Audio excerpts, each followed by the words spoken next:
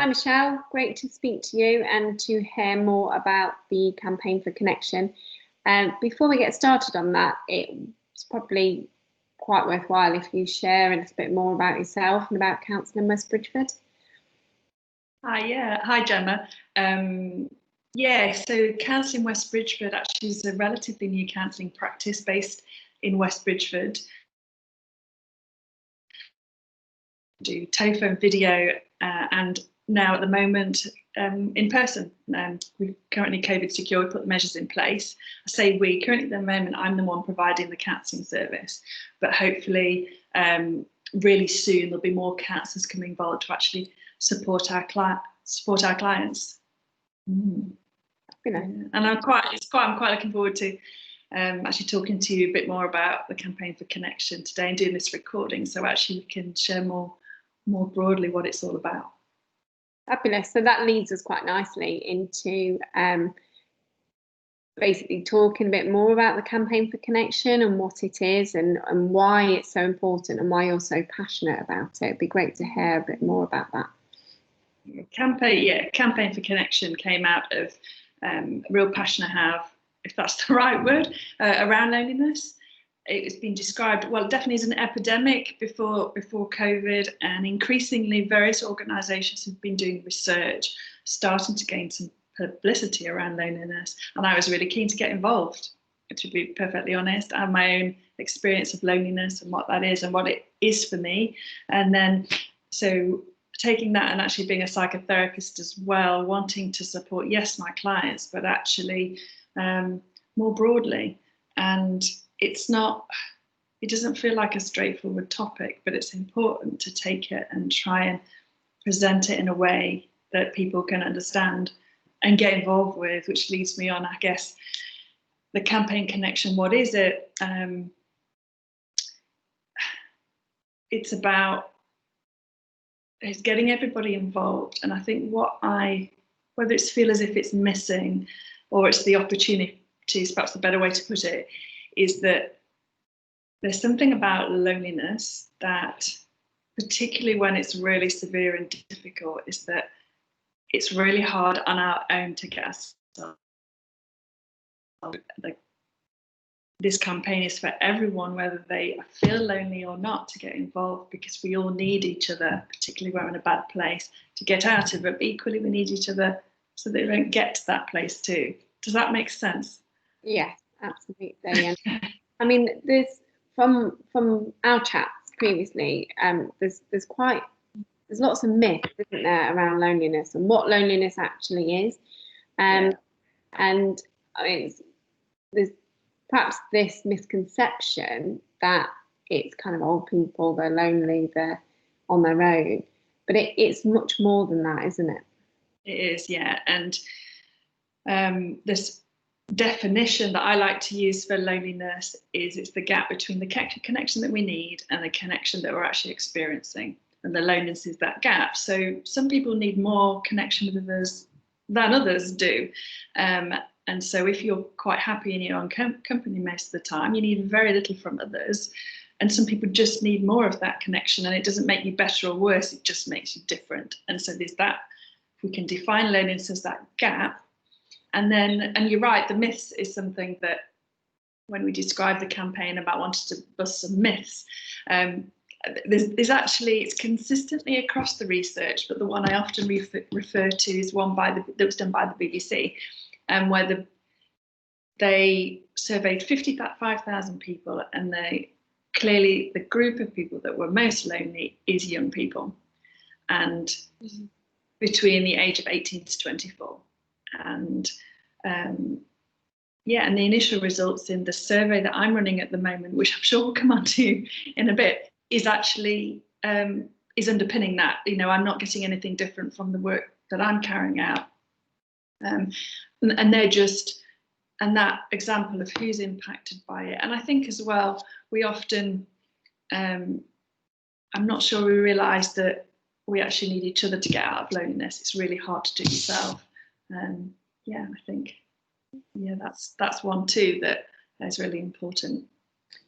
I understand as part of the campaign, you're developing tools to help people. And you mentioned the survey there. It'd be great just if you could explain a bit more about the survey and actually the benefit for people taking that, because it's not just purely about you getting, conducting some research, is it? There is an element for if people take the survey, what happens. It'd be good to hear. Yeah, and it would be really easy to forget where that survey has its roots, actually, because it started, and it is still this, but it began in a place I wanted to provide a tool for people to reflect on. This something that might help them understand how they are and what they're thinking and feeling, and then on the back of that, just say, well, just some questions for reflection. So doing the survey itself, I think, can be quite reflective in the kind of questions it asks. And then once you've got that, say, well, the result, the score that it gave me, where do I sit? And actually, is that true for me? Is that how I experience my life? And what it's actually not so much things I might do, it's things I might think about and reflect on. What I want to be, I think there's two things to be really clear on, because the survey gives us a score, and that's not an absolute, it's just an indicator. And then equally, everyone is completely different, and so what you need, unfortunately, because if we could give a prescription to everyone, that'd be really great, but what everyone needs is different. And so by having those two together, hopefully there's some stuff where we can start to really think about, about yourself and what's important to you, and what you might be able to do to help yourself, but also to help others, because that's in there too, especially if you get a score that's, say quite low in terms of loneliness. There's a bit of a call to action in there to actually go and help others. Yeah. So whilst the survey will, sorry, go on. I was just going to say, so if people complete the survey and they find their score is low, and they're probably already, or they may not already be aware, but if they get a low score and they think, oh, okay, I clearly need to do something about this, what would you advise in terms of next steps? And I mean, obviously, there's the option for them to have a session with you, but other things, what else? What would you advise if someone did get a low score and it kind of concerned them? Actually, probably it would be a high score. So, high score. Yeah. I can actually get a low score. So what it does is that I do hesitate to say it, but it gives you a percentage loneliness. So the higher the score, the more lonely you are. So they often, when a high score, what would I advise them to do? And it's that kind of, I want to say, give yourself a break. It's a really difficult place to be. It is this loneliness, is that this gap between the connection you need and the connection that you're experiencing. So to know that, and if you feel that you are able to do something, it's finding something small. It's always harder when you're in that place, because often it's something else about the campaign for connection is about preparing ourselves. So when you're feeling, maybe it's just a good day, when you're feeling a bit better, say, right, what are for example, having a list of things that you like to do, that you just love. Sometimes when we're feeling really bad, we can forget what it is we like to do, and actually trying to do the mental exercise of working out what you'd like to do is really tough. Maybe perhaps have a list of things, actually, what I like mine can be as simple as washing my hair. Bizarrely, I know I feel better if I wash my hair. Something about just being clean and looking after myself at the end of the day. Or it can be going for a walk, just near where I live, and I know exactly where to go, and I can then coach myself, encourage myself, hey, come on, let's go and do this. Because we know we like it, as if I was speaking to a child, to be fair, like coaxing and encouraging someone, and I'm doing it for myself. If I didn't have that list, I think it would be a lot harder. I wouldn't, what is it I like to do? I think it's tough then. And I also know, I think one of the things that if we're having is, if there is that one person that that you can rely on if to just get in touch in some way, although that can, I know that's really tough it can be really tough to do, but connection with another person is and also it's a really, you know, doing this interview, I'm suddenly really conscious that I could go into a big long list, and I'm trying to avoid that a little bit. But the one thing that in terms of, I don't know if this is surprising or not, and maybe we're into this myth busting or it's just information that people don't have. The one thing that is advised for people who are really struggling is it's what's called active service, which I had to look at what that actually meant, and it's helping out. So it can be, I guess, it can be going and helping at the local charity or getting involved in your church, but it could be just helping a neighbour. Yeah. And I went to help my friend with their garden near the big, when we were first able to, the restrictions were starting to be eased. Friend, so it's going and helping out. I think someone else is perhaps the number one thing.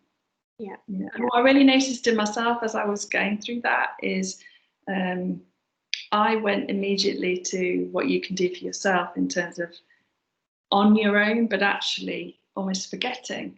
And you know, I'm studying this every day, but almost forgetting that active service, actually go and help out someone else. That is the number one thing that you can do.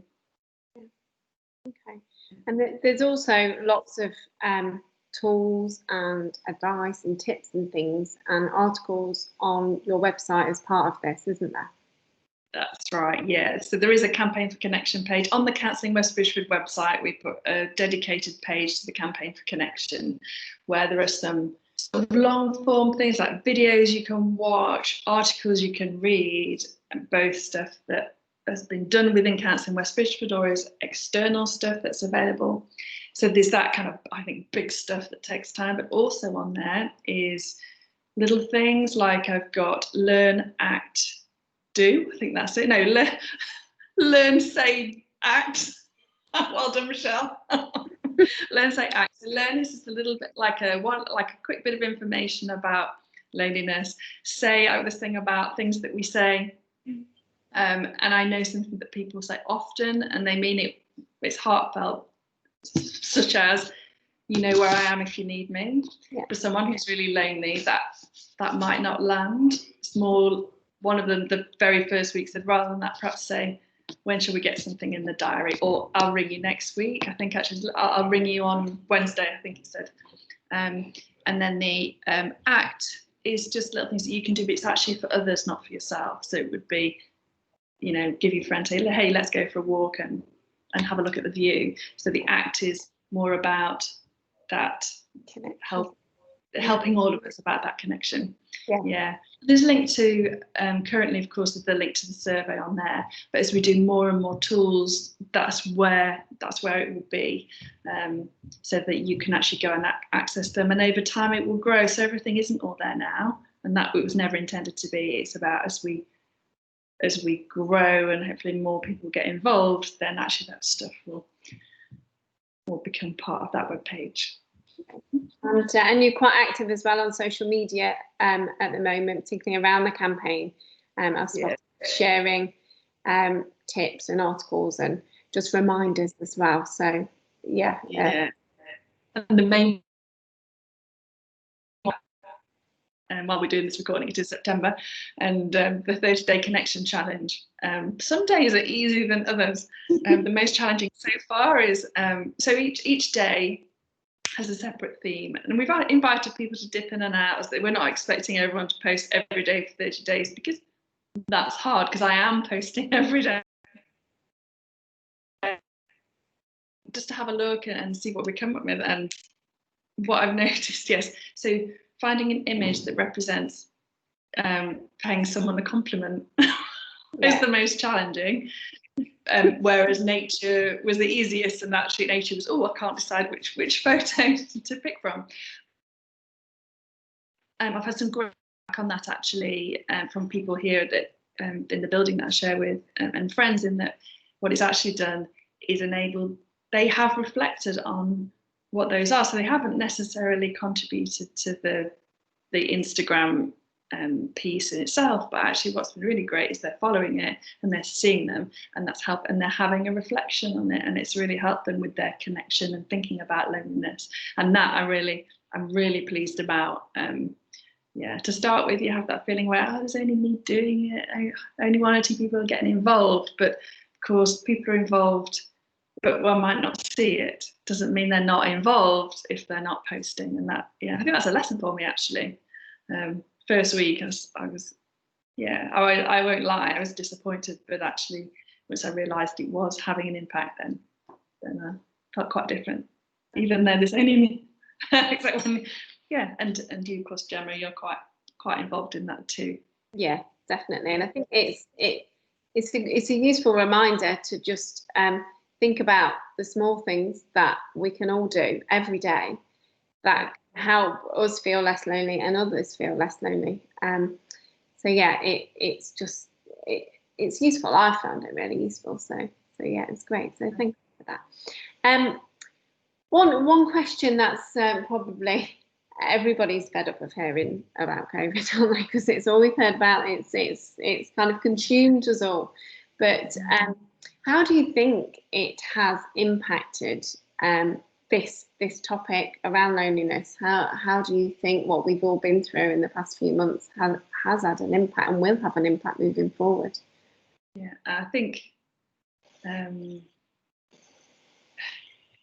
one thing it really has done is brought the topic really into the public domain as a conversation, which I don't know if that's exciting to me. That seems like it's the wrong phrase to use. Yeah. Also something where this is my sort of theory really, is that, and I came talking just through with an old friend and colleague about this gap between the connection we need and the connection that we're experiencing, that's the loneliness. And I think most of us, most of the time, instinctively are going, oh, I've got a gap here, I'm going to go and do something about it. And we do it instinctively. It's because it's human nature as one, and because over our lifetime as we get used to working, I say that what works for us and what doesn't. I think we're having maybe to be more conscious about it. And I wonder, again, this is all theory, whether because no one really consciously thinks about it because it's human instinct, there's that, oh, what do I do here? I don't know if it's a useful time to talk about the dimensions of connection. I don't know if you had that later in your list of things you wanted to ask me about. I'm just finalising an article at the moment, and probably by the time this is on YouTube, it will be there, and I'll make sure there's the link in the comments at the bottom. So we've got this gap, loneliness being defined as the gap between the connection we need and the connection we experience. That's the loneliness. And then, but once you've got that, there's actually, I'm calling it dimensions of connection. But if you think there are 4 sort of types of loneliness. Again, it's trying to find the right language around this, but I'll describe what the 4 are and hopefully make a bit more sense. So there's the one where there's the connection within, it's called intimate, which is your intimate partner or your best friend. It's that person who knows you really well. Sometimes people often say, oh, they know a bit better than I know myself. That you probably chat to quite frequently. Then they got the next one, which is your circle of friends. It's called relational, but it's about your mates, about the people that you might go for the celebration dinners, or just know that if you could call them, that they'd be there on the end of the phone, but you don't necessarily see them very regularly. It's actually a really broad category, and it can just include the person you say hello to on the till at Sainsbury's, as well as the people you go out for birthday celebrations. So it's quite broad, but generally it's circle of friends. Then there's the kind of going up in size of the next one, is called collective, and this is something bigger than ourselves, something bigger than you. It can be supporting your local football team. It can be your exercise, your yoga class. a charity that you work for, a cause that you're passionate about. So it's that way you just feel connected and part of something else. So that's that. And then there's the fourth one is actually, it's ourself, which again, as lots of these things, it can be as simple as we were saying earlier about these are the things I like to do to amuse myself when I am on my own, what gives me pleasure to be on my own, versus that deep understanding of ourselves and knowing what it is that we need. And it's those three aspects. And I think, and I really hope that, and I've taken some time to write this article to it's a piece of work I want to be presented in the right way so that people can start to understand that, and then maybe that will help with this conscious thought process that we're having to have. So I think actually I can't go and have the birthday celebrations with my group of friends, my 10 group of friends that I want to. How am I going to? That's a gap. Can I replace that directly in some way? Maybe doing something over video, or do I have to go somewhere else, like find something else, whether it's just how I'm going to amuse myself or spend more time with loved ones and how that's going to be. That, for example, I think it's about being more conscious of it during COVID. I think one of the reasons that the article's still in my draft is that at the moment, the last line, and I will change it, it won't say this because I want to be more uplifted, but there is a thing about we may have to grin and bear it. They may be that, because, sorry, one thing, so there's this, if we think of this loneliness being the gap between what we need and what we experience, and if you think of those kind of 4 levels, actually, while because of its uncertain times, we need more connection with it somehow because of how we're feeling. You know, when we're feeling, even simple as tired, often we want more connection. But actually the connection available to us is less. So we may need more, but have less available to us. And then suddenly the gap's grown because both are going the wrong way. And then when he says, we may have to grin and bear it, but I'm hoping that understanding that more about it actually might help in grinning and bearing it until we're able to go out and do the things that we've instinctively been doing before. We may well appreciate it more as well once we're back to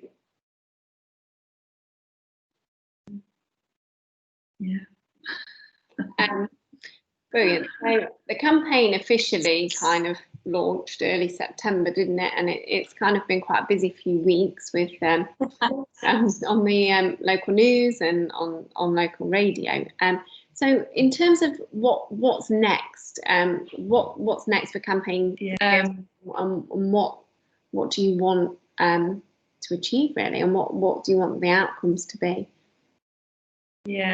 I mean, the ultimate outcome is I'm really hoping that more people, by having this understanding, that getting it out there, that we all are in it together, in that sense of being aware that it's less about individual responsibility. It's actually about us being there for each other and with each other, and that connection is is on different level, but it's actually about us being in it together, and so that it becomes less of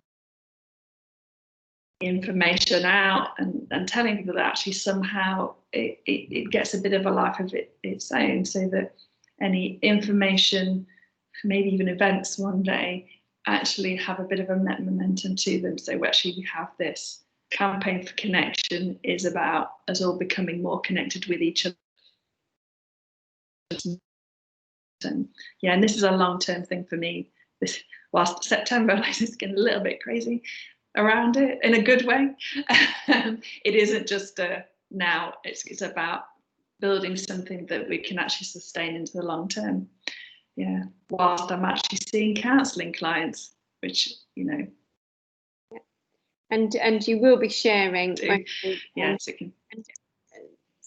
will be sharing the results from the survey. Obviously, it's completely confidential, but sorry.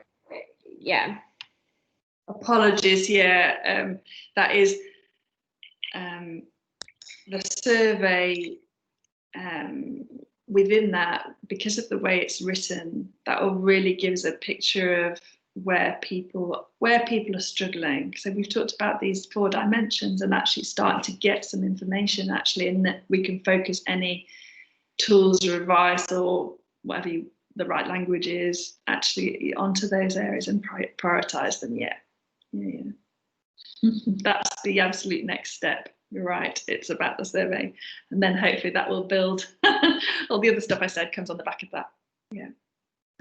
Brilliant. Well, I look forward to seeing how things progress, Michelle, in the next few months. It's certainly very interesting, and I'm sure there'll be lots more to come. So I look forward to seeing more. Great. Thank you.